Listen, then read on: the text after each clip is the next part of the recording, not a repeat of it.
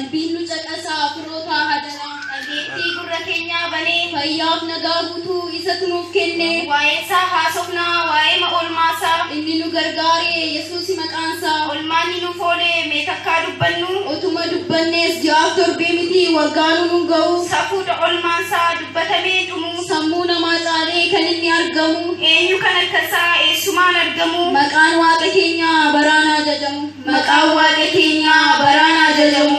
ansuman eebbisaa guutummaa bara koo nagaatu naaf ta'ee karaa kee Yesuus koo taa'ee gaddee ba'uu koo anarraa hambistee hunduu naaf nagaadha nagaan koos baay'atee milkoo naaf taateettaa deemuu hin dadhabne harkis narraa citee qabuu hin dadhabne agartuun koos jaamee jaamtuu hin jedhamne toora hiriyyaarraas duubatti hin deebine nama namni qabee teessisu nagaansaa hir'ate toora hundumaarraan yaada isaan meelate anaaf garuu Yesuus fayyaaf nagaa laate guddaan galateeffadhaa isa na jaallate guddaan galateeffadhaa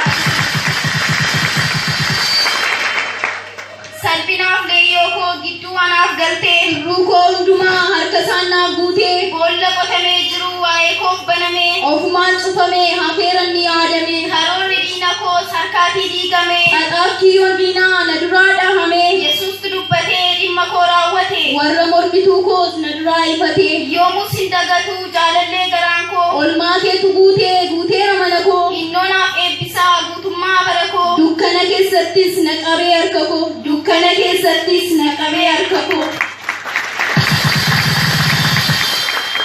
koo lakkaa'ee kaleessa kan odeessu waaqayyo kunnaan har'a maal asaasu kan shee osafuudha jedhanii odeessu anaaf inni guutee Yesuus haa ulfaatu yaada koo cabsanii dhabuu koo yaadanii